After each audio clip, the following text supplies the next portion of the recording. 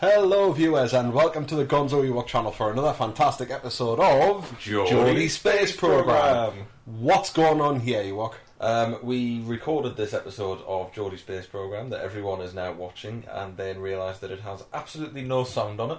Yep. So all that wonderful witty live banter that we did is gone, and we are now having to watch it back and giving some post commentary on it, which is not something we're really used to. Yeah, if anything, it's kind of being on like the 8th level of hell. It's ridiculous. We're literally, we've just finished recording it, went to just review to make sure everything was alright, and it wasn't, so now you're getting post commentary. You are.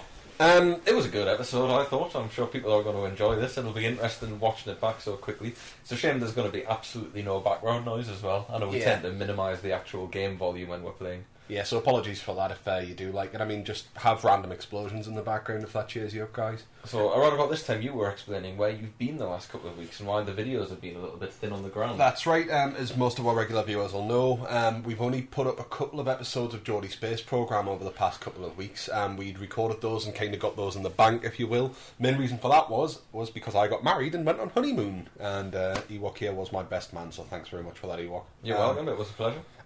So yeah, I went off on my honeymoon. As I was explaining, I think at this point in the video, the other thing that I should really point out is I've got a confession to make, and it still applies now. I'm horribly hungover. You sort of sprung that on me originally because I didn't realise. I did, just kind of drop it on obviously you. it's no surprise anymore. Certainly not. But yeah, I got back from honeymoon at the end of last week. I've been back for a few days. I haven't quite turned off honeymoon mode yet, so I'm still... still drinking like I'm still on my holidays and paying for it. I ended up getting very drunk last night watching Paranormal Activity 1 and 2. It helped to watch them drunk, if I'm honest. While I was probably made them more watchable, yeah. Yeah. While I was explaining all this, of course, you, as I'm sure viewers will have noticed here, you skipped the foreplay and jumped straight into building a rocket. Would you like to explain what you're doing here and what the purpose of this mission is and was? Well, I took the orbit craft that we used in episode 3 that we successfully achieved orbit in. Mm-hmm. We decided we were going to do a Mun flyby. In fact, that's what we said we were going to try and do because it's the logical order of things. Episode 1 we flew. Episode 2 we went suborbital. Episode 3 we achieved an orbit. So episode 4 we're trying to do a Mun flyby.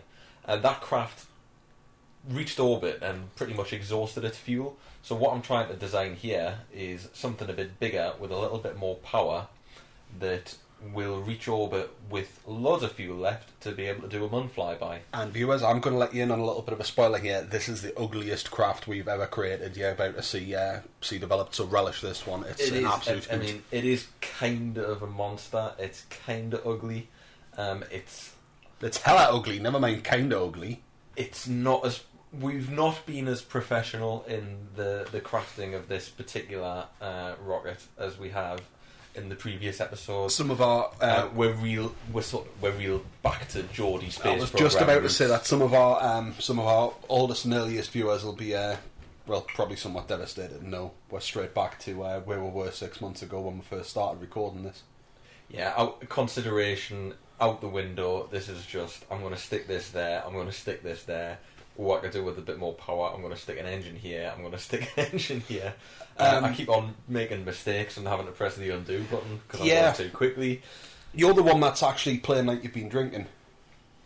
The other thing I haven't been drinking, I've come straight from work. Yeah, but in any event, the other thing that I was going to point out there is that things don't get any better with this. It's slapdash building. It's also, you're going to see probably the best instance of clutch flying that we've ever done in Geordie Space Program. Come on, people are taking one look at what we're trying to do here and they're going to go, yeah, that's not going to go well.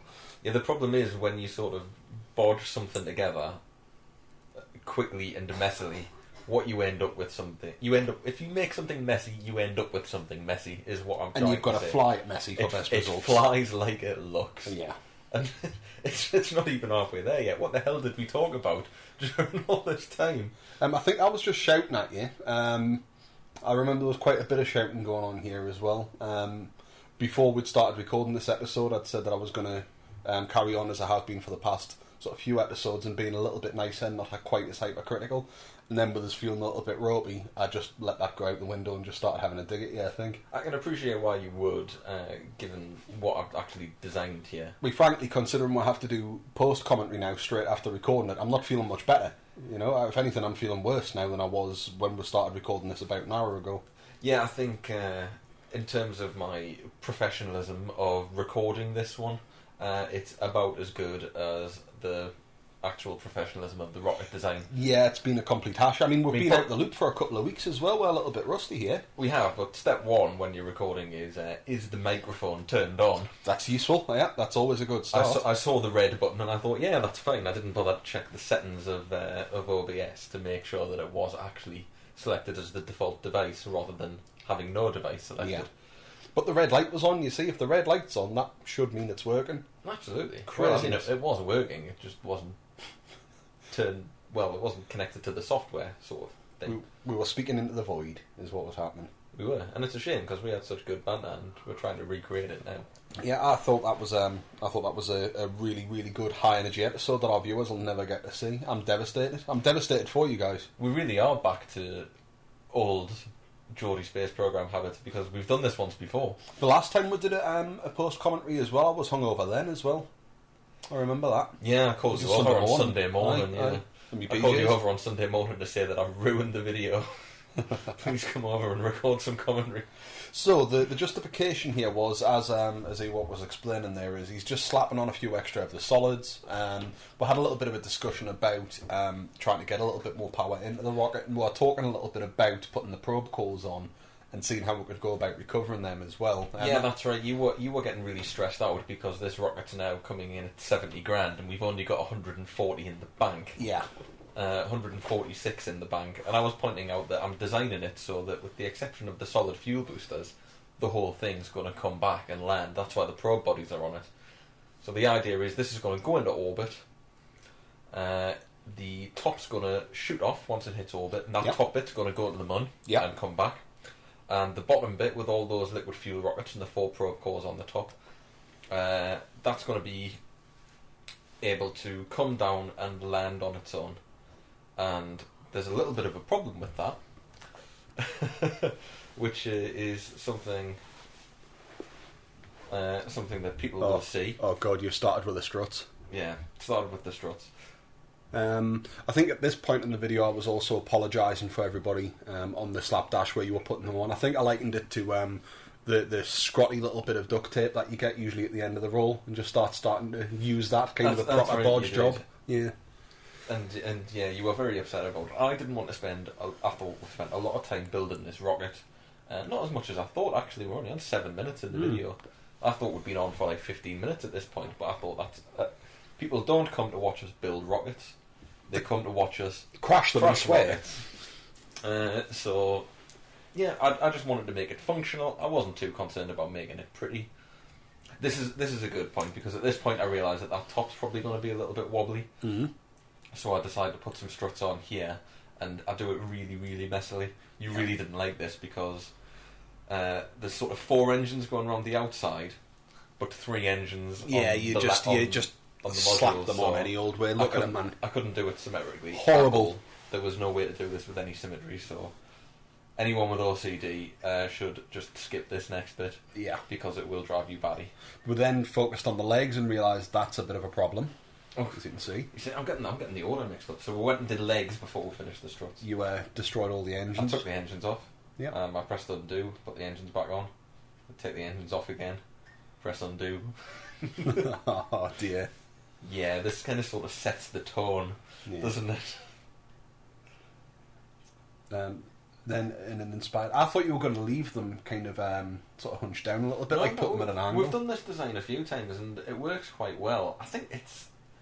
I don't know. I don't want to criticise my beloved squad on what I have to say is probably my favourite game ever now, particularly in terms of the time I've invested in it. But it is a bit of an oversight that they didn't design any legs that are longer than the engines, so that you've got to sort of do silly little things like that. It's a very Kerbal thing to do, really, isn't it? It is a very Kerbal thing. I wouldn't be surprised if at the very, very bottom of the tech tree is a leg that is long enough. Okay, here we go. We're back. I think I'm going to do the struts now. I think. No, this is where you reminded me that I hadn't put any parachutes That's right, on the probe body. The idea being that this lower half, once we've used it to get ourselves up there, we'll leave it with a little bit of fuel. The only things that we should lose are the solid fuels.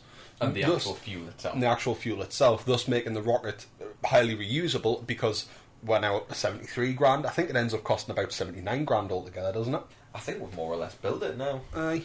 I think we're getting to the point where... In any event, it's half of the cash that Geordie Space Program has you've sank into this rocket. Yeah, 50%. I really hated this rocket. Really, really hated it. Still not a big fan of it. But yeah, it makes us feel uncomfortable looking at it. And I figured the other thing that's worth pointing out is, as we were talking in the original commentary, obviously now playing this mode, you've got a fail state. And I was convinced that this was going to be us taking a huge leap towards that fail state. Yeah, I mean, it was never a problem with the old Geordie Space Program in that we could just build stupid rockets and blow them up. And you still can do that if you play Science Mode or Sandbox now. Yeah. And you named this one, didn't you? I did. You named The this one Spam Javelin. But now there is, because rockets cost money, there is a potential fail state where you can reach the point where you can't afford anything. Now, I think in theory, as long as you've got like a couple of hundred left, you could take on really, really easy missions and slowly build yourself back up. Yeah, but I think we're talking a long time to build yourself back up. Yeah. Unfeasibly long. Well, certainly if you're recording and putting stuff up on the internet for people to watch, definitely it would just be excruciatingly boring. So yeah, I think we're finished now. There's the horrible struts I was talking about. I was trying to just kind of talk over them. I didn't even want to acknowledge their existence. They're that horrible. Pro players will probably notice a big mistake here, but we'll get to that in the next 5-10 minutes, I'm sure. Absolutely. Again, minor spoiler alert. If you have spotted it, leave a note in the comments. Now, I think I'm about to get sort of clever here, although I'm struggling on the menus, and reveal that I've learned action groups. Yeah. So, if anyone doesn't know how they work, because I didn't know how they work, you select one of the custom action groups, and they correspond with a number on the keyboard, so 1 is 1, 2 is 2, 10 is 0. You select the component, and then you decide what you want the component to do, and then that binds it to the key. I learned something. I've never used action groups before. So what I'm doing here is I'm setting all the science, so that's the cabin's crew report, the mystery goose sampling, and the science bay. I'm setting them all to key 1, so that when I press key 1, it does all of the science. We've got a science farming button, effectively. Which means if you're sort of against the clock and you've got to do a manoeuvre or the crap's really hitting the fan, you don't have to freak out trying to frantically click on everything. You can just press the button. It's a handy little feature. It is, and you can sort of use it for all sorts, and you can use it for all sorts of combinations of things as well. I think at this point I started shouting at you that there was no way in hell we were putting Jeb or Bill or Bob into this thing because it was doomed from the off. You did, and I realised that we hadn't actually got any contract ready. Because there is a contract for Explore the Mun. We're nipped in. We've still got that one for the skipper engine, which I'm panicking about. So Explore the Mun. Because we're going to the Mun, we can get 15,000 for orbiting the Mun and 15,000 for recovering science data around the Mun. So that was the plan, to try and get that 30 grand. Yeah. To recoup the cost of some of the bits of the rockets we'll be throwing away, get all the science, and then bring the majority of the rocket back. There you go, accept contract. And then I accidentally accept another contract here. I can't remember which one. No, it's I think it's test the Roxamax brand coupler. You find it, you just randomly, it's ridiculous, watch this, he just clicks on it and then goes, oh yeah, we'll have that one. And then I doesn't even read it. Okay, we're finished on this screen now. Oh no, I don't press that button when I'm finished on this screen. Yeah, you got very click happy there, and I wasn't particularly impressed with that one. 310 days before we have to complete it. So it's all good. It's all good. We'll have to go back to those and review them and work out. We need to start clearing up some of these contracts. I'm worried about that skipper one, and I'm worried about that brandy couple. I don't care how long we've got on them. They're things that will just sit there under the surface, and they'll sink at some point. So we need to jump back in maybe in the next episode and do a little bit more testing, I think, and a bit more playing around with some of the contracts.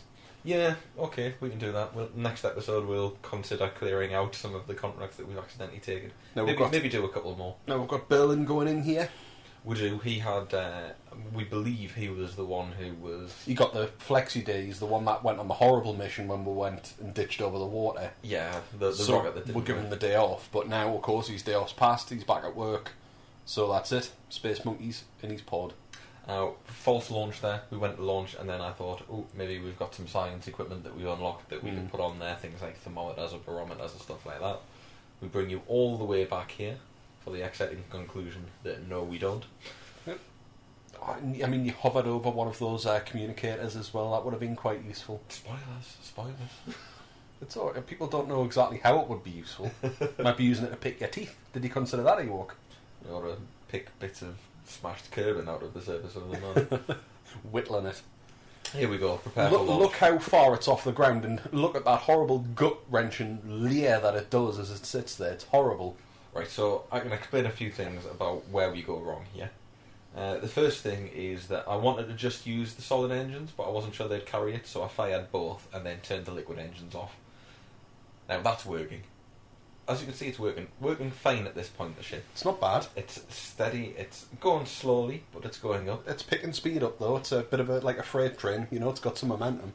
Well, the idea is just to lift it up as much as I can at this stage using the solids, rather than using the liquid fuels to fight the atmosphere. Although, really, the solids don't really get it high enough. You put the legs out as well, which... I put the legs out because I wasn't convinced it was going to keep going up. And I thought we may have to fire the parachutes off. How I was going to fire the parachutes off without sorting the staging out, I've got no idea. It's around about now things go a little bit wrong. Yeah.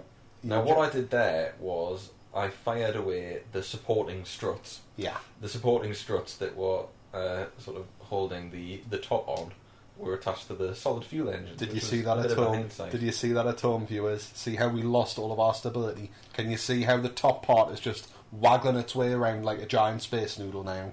Now, if you look in the bottom left corner at the pitch and the yaw, you can see they're frantically moving about as I try and keep this now incredibly unwieldy rocket under control. If you look at the top, you can obviously see that the top of the rocket is trying to go back down while the bottom is trying to propel it back up at a lovely jaunty angle. We figured that a couple of the adapters joining the top half and the launch stage weren't quite connected properly, and as we start to turn here, you'll see like a little bit of part clipping going on. Yeah, so I've got the tri-stack decoupler on the bottom to attach it to the main part of the rocket. It's on the bottom of what I want to call the lander section, even though it's not really a lander. Yeah, like the orbital section. But yeah, it hasn't connected properly, so I believe only one of the 3 ports is connected, and the other 2 are just sort of flopping around, which is why it's wobbling horribly to the side. It's really not helping. You can see I'm going almost full tilt on that yaw to try and keep things under control. We then zoom in and look at the wrong side of the planet for about, about 30 seconds or so until I persuade you to look at actually where we are. To be fair, all I'm doing is keep my eye on the apoapsis whilst trying to keep the rocket under control. I'm already doing 2 things at once, and you're wanting me to spin the map around, so you're wanting me to do 3 things at once, and that's 2 more than I'm capable of doing. Well, you obliged, and people will notice actually, despite that very ropey kind of launch, they're actually doing too bad here. I mean, if you look at the nav ball there, it is completely out of control. Yeah, miles off, just waggling all over space like some sort of giant space spam javelin, which is very aptly named, really. It is in retrospect. The space spam javelin. So yeah, we're going up at a little bit of a wonky angle, but not too far off the 90 degree. It's considering what I was flying in, I think that's all right. I don't think that's terrible. Yeah, it's not great. I mean, it's basically it eats up more of the fuel than we would have liked, I think, at this stage. I mean, you can see how much fuel we've got left there, and bearing in mind the plan is to eject these with a little bit of fuel left with the intention of bringing them back down to Kerbal. Just having a quick check there to see how we're doing. You see, this is us actually looking at the fuel and saying how much fuel do we need to leave in order to bring these back down. Which is sort of new for us. Yeah. And at this moment in time, I'm looking at that fuel and I'm thinking, you know what, that's not too bad, and I'm fairly confident. Yeah, we figured use those powerful engines at the bottom just to then give what it a nice happens boost. is I turn the engines on and completely lose control of the ship. Look at that. Look at that. You see, there was the clear clip in there where you could see on the top, as I'm pointing to with the mouse, that's where it came sort of wonky and loose. And of course the other thing is now that since we've got no control, we've just got to wait until the rocket spins into the right direction before firing the engines again. Yep. And it's at this point that the second mistake in this rocket design is going to come pretty apparent. I think it's at this point, yep. Well, apart from the explosion. I release the main lander and decide to cut my losses, and you'll notice the electric charge rapidly diminishing, and that's because all of the batteries were attached to the main part of the rocket, and not this bit of the rocket. Design flaw part 2. Yeah, and don't get us wrong, there is the need for batteries on those because of the probe cores to bring those back down. You don't save a lot of the cash we've just spent here. But there's also need for power on the bit that you're supposed to try and take to the moon. You need that to live and for control. So we've thrown away our orbital stage, and we're now trying to get into orbit using the tiny engines that are supposed to take us to the moon. Tiny engines which, incidentally, don't produce any electrical charge. Yep.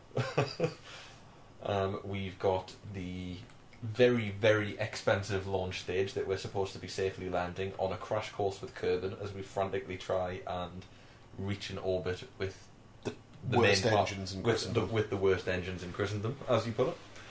So yeah, it's going really well up to this point.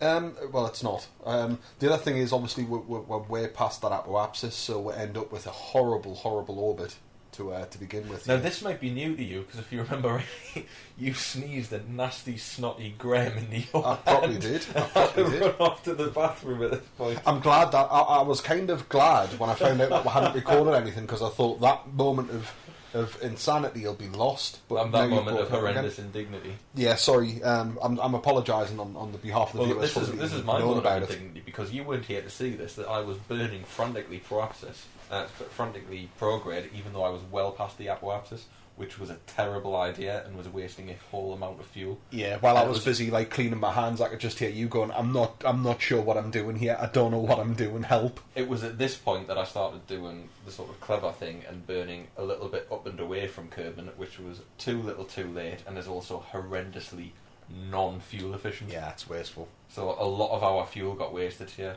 I mean, if you look in terms of the liquid fuel on this lander, already at this point, before we've even got into a Kerbal orbit, I've used nearly half.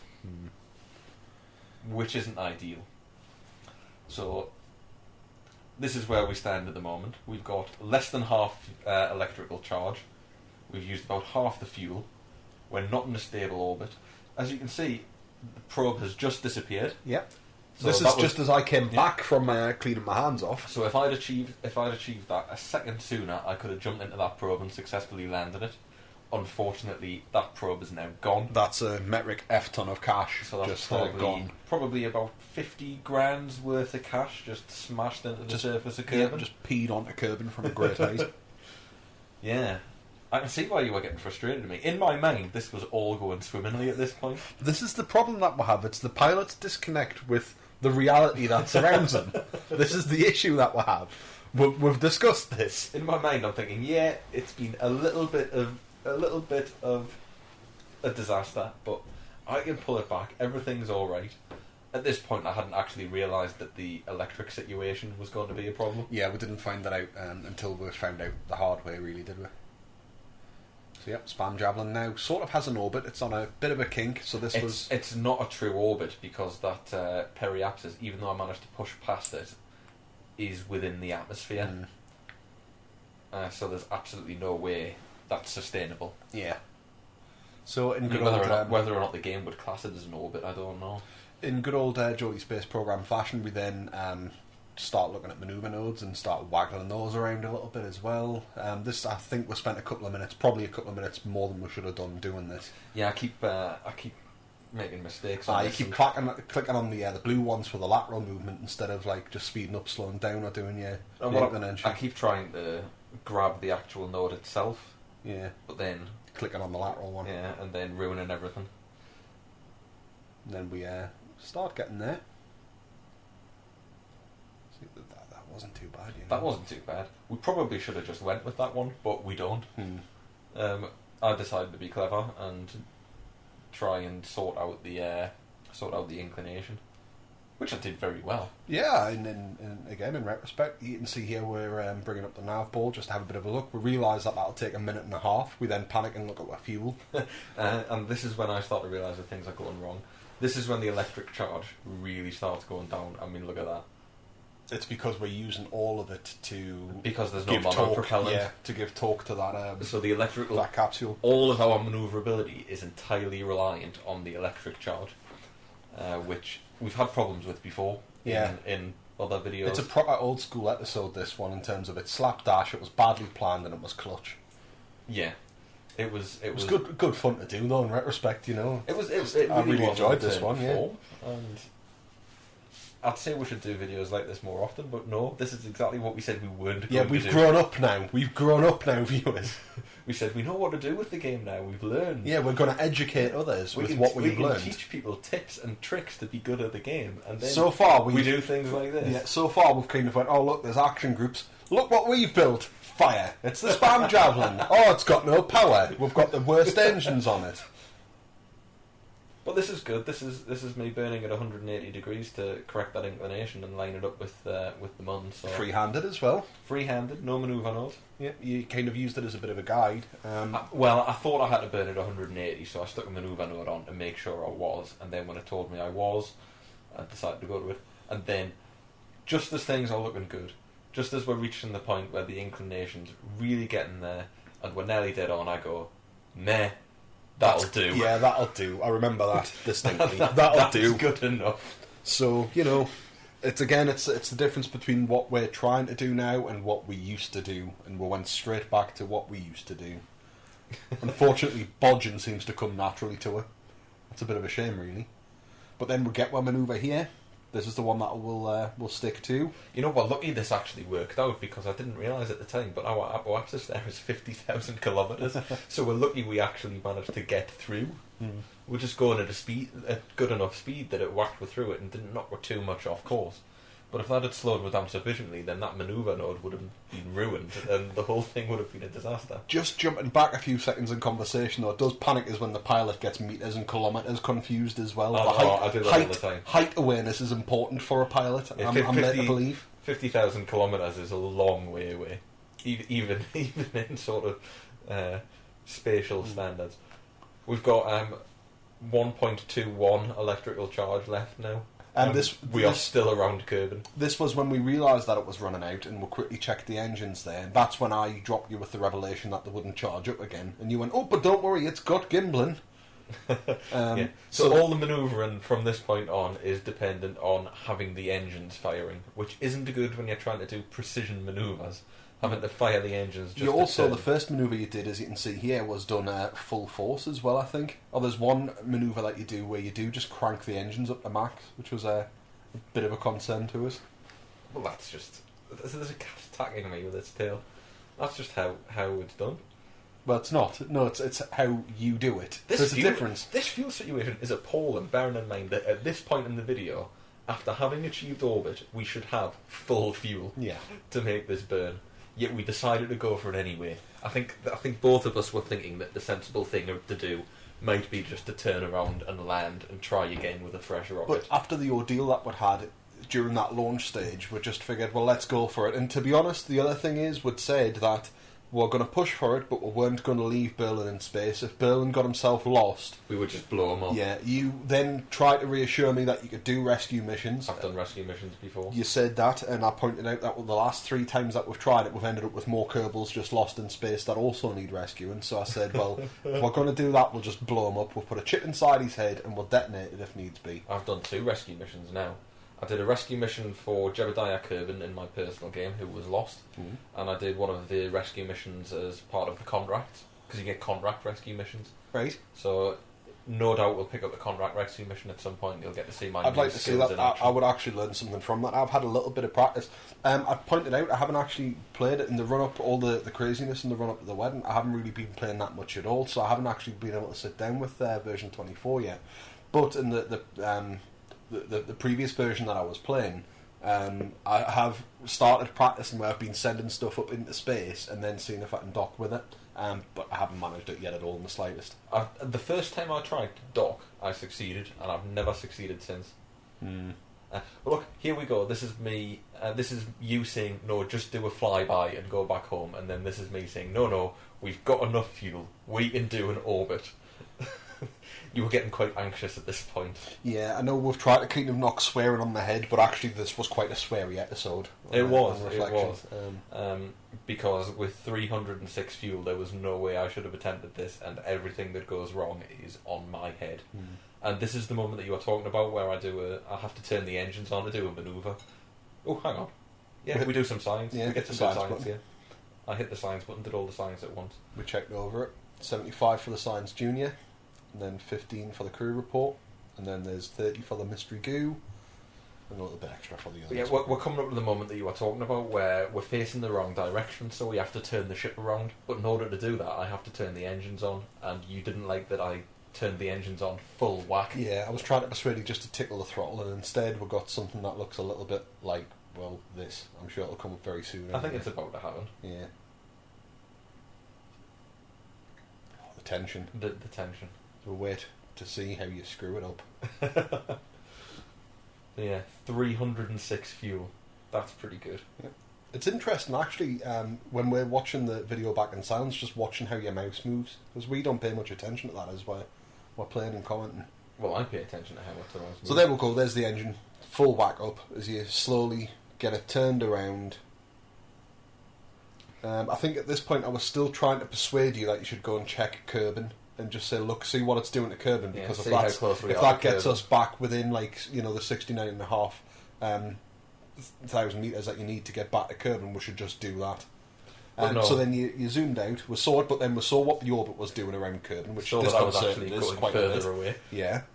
I really didn't like that part either. That caused more swearing. That was me checking how much further I had to burn to actually achieve the orbit, finding out it was 19 seconds, yet still deciding to go for it. Yeah, 20% fuel left, and we still want to try and get home once we've done this as well. Because we didn't put a communicator on, so we've got no way of sending any science data back. Indeed. This was terrible. I don't know why I did this. I really don't. And bam, orbit achieved. So we get the contract there. So that's 15,000. Quite nicely done. Plus some reputation. Yep, 15,000 back. We've got a fairly good reputation score so far for the missions that we've done. Well, we've never failed a mission, so... Yeah. I don't know if reputation has any genuine effect here. I don't think it really does. Not the best of my knowledge, anyway. I don't think it does. Okay, so we've made a few mistakes so far. We've got virtually no fuel left. We've got no power. I can't work a manoeuvre node. Yeah, this is us. We're saying, right, well, we're here now, so now we're trying to work out how to get back home again. And once again, ship facing the complete wrong direction. Yeah, we need to put that right. Now this time I'm sensible. You see, if you look at the actual throttle there, I'm just tickling it, yeah, which is what you wanted me to do first time around. It's slower, but and the other thing is as well, it's the fuel situation. We then escaped everything and panicked. Yeah, this is. I thought this was a lovely little Kerbal orbit that we were going into. What I didn't realise was that we were about to completely escape and fall into an orbit around the sun. Yeah, quite a big one. Which is not a good thing to do. It's certainly not.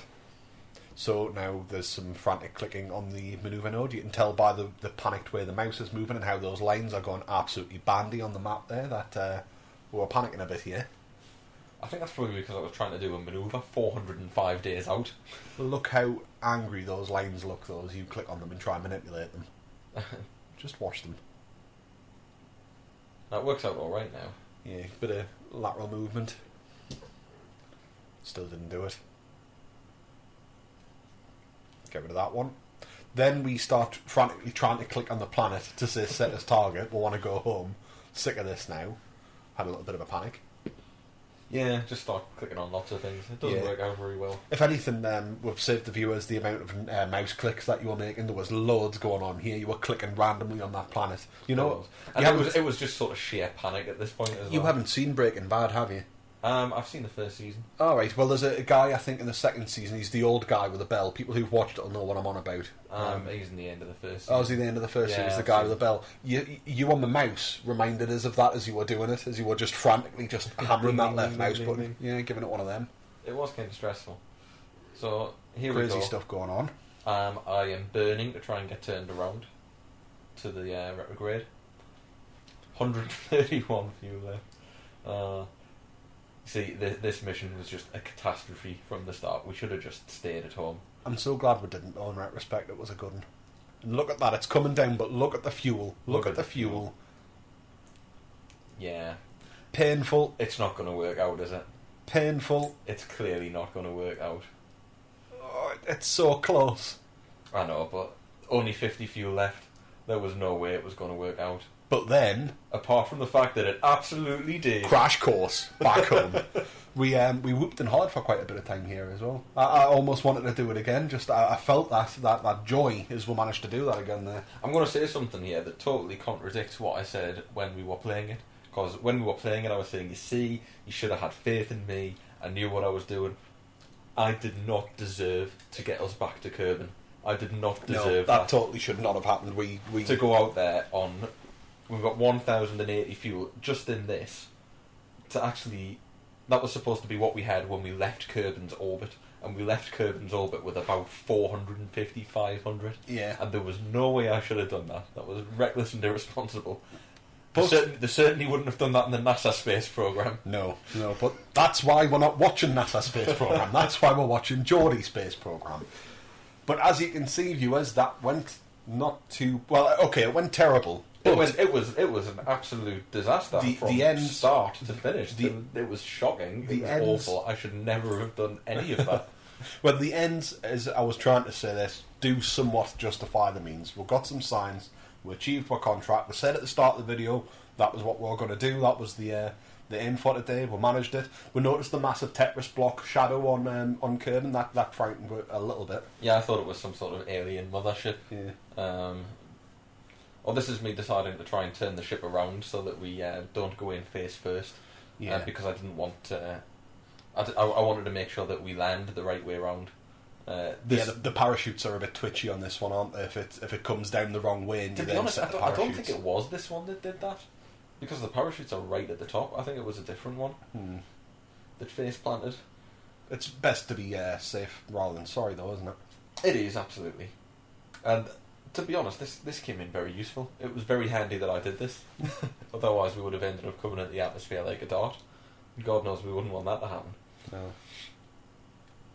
So then we'll come... Doing too bad at all there, really. Not really. I mean, all things considered, this turned out alright. And as I say, it shouldn't have, and I didn't deserve it to. And it did, so let's just take our victories where we can get them. But let's reflect on the past few episodes. So, episode 1, we did some flights. We broke some height records. We got some signs. We got some money. Episode 2, we achieved suborbital flight, where we left Kerbin's atmosphere and then popped back in. We did. Episode 3, we achieved an orbit. Yep. Episode 4, not only did we do the Mun flyby that we said we were going to do, but we got into a Mun orbit. Yep. So far, the Geordie Space Program, despite all the calamity that's come in this particular episode... Despite our best intentions, we're somehow still kind of on track here. Absolutely everything that we've set out to do has been achieved. Perhaps not as smoothly and as nicely as we would like it to, but nevertheless, it can't be taken away from us. Oh, yeah, coming in like a dart, which is exactly what I said I didn't want to do. As soon as we hit the atmosphere. But yeah, everything we said we were going to do. I decided to burn to see how much fuel we actually had left at this point. It was 5 seconds. Yeah. I pointed out that I didn't like the idea that we got through the atmosphere and then you fired the engines full tick while pointing directly towards the planet. I didn't think that was a good idea. But despite all the disasters that we've had, I'm still feeling good about the space program. We need to start thinking about what we're going to do next episode. Hair-raising moment there, just to interrupt, as we popped the parachutes and it swung itself back around. Bit harder, and that could have snapped in too. That's very true. And once again, we're lucky it didn't. Once again, it was another flaw in what we're doing. And it's because I shot us in like a dart, because normally what we'd like to do is try and come in slowly. Yeah, nice slow burn through the atmosphere at a shallow angle. We didn't have the fuel to try and sort that out. We just had to shoot straight for it. Yeah, we got our collision course, and then we were so happy about that. We just felt as though we'd leave gravity to take its course. But what's next for the Geordie Space Program? I mean, the logical next big landmark is to land on the Mun. Yep. But I think we need to try and maybe get a couple of contracts under our belt I next think episode. so. This episode was a fairly long one as well. Our past couple have been like 20 to 30, 35 minutes long. This one's coming in at like about 3/4 of an hour. So it's been quite a long one. Maybe seeing if we can maybe hit a short one where we'll try and burn through a couple of contracts. We'll see what we can do. See if we can recoup some of the losses, because Yeah, while it's been a successful mission in terms of science and whatnot, but we've lost, I think we lost about 50, 60 grand. There's about 50 grand all in. We're down after we recover everything. Considering we lost the launch stage where there was a lot of dosh invested. Yeah, I think probably about 50% of the value of the rocket was in that launch stage. Yeah. So it is a shame we didn't bring that back, but hey ho. Lesson learned. We made a sacrifice for the good of the mission. Yep, we did. We could have brought everything back in one piece, but that would have meant abandoning the progress. It certainly would. So as you can see, we're just tickling our way down here, coming back down to land, and I think at this stage we're kind of having a very similar conversation in the video and kind of saying what we're going to do next, and also we don't kind of hang around at the end of this one. We don't look at what science we could be spending. We don't look at the tech tree as such, I don't think. Yeah, we're going to do that in the next video. I start the next one. It's quite long. We've got a bit of science to spend now. Then there's just one last absolute heartache here, and that's where that tips over and destroys the science junior. Yeah, that's sitting on the bottom of the sea now. So that's 75 science from this mission lost. Yeah. We still got 85 from the main modules, and I believe we get another 40 or so from the goo canisters. Plus, I think we got 30 science from the actual mission itself. Yeah, the contract. The actual contract of bringing something back. So, I mean, overall, I think we're sitting quite pretty. There's 130 there. I think when you bring the goo canisters back, you'll find we're sitting on around about 160 science. We for some reason, I insisted that we manually collected all these in. We were looking and we thought for a second it might be parts of the probe core might have survived, but turns out it's just stuff around the landing pad. Yeah, it's just the actual scaffolding from the landing pad, which is a shame. But yeah, 30 science from that. So we're at 163. Another 6.9. 6.9? 170. The fraction, the magic fraction. The magic, yeah, the magic decimal. The magic decimal. So yeah, I mean, sitting on 170 science. To be honest, it's not a huge deal for where we are on the science tree, but it's enough that we can unlock something. Yeah, we'll get something. We're still fairly low down in the tech tree, so 160 will give away a fair bit there, really. No, I think we're at the stage now where that's only going to get us one thing. I think we're at the stage where things are costing about 90. Well, we'll look at that in the next video in any event. So with that, we've got our contract, and I think we're starting to bring things to a bit of a head here. So, any closing remarks from yourself, Ewok? Yeah, I mean, obviously we're sorry that we're having to do this sort of slapdash post commentary on it. It can't be helped. Let me know what you think about that, guys. Anyway, doing the whole post thing, do you think it detracts or do you think it adds something to the video in any event? But I think we're kind of starting to wrap things up now, so we've got 20 seconds to go, so all that's left is to say, please like and subscribe our videos, please click on the buttons you're about to see, please review our other videos, and please join us again at the same time next week for another episode of Geordie Space Program. Thank you very much, guys, and good night. And we wrapped up with an extra 10 seconds to spare. That's not bad going. Wow. Cut!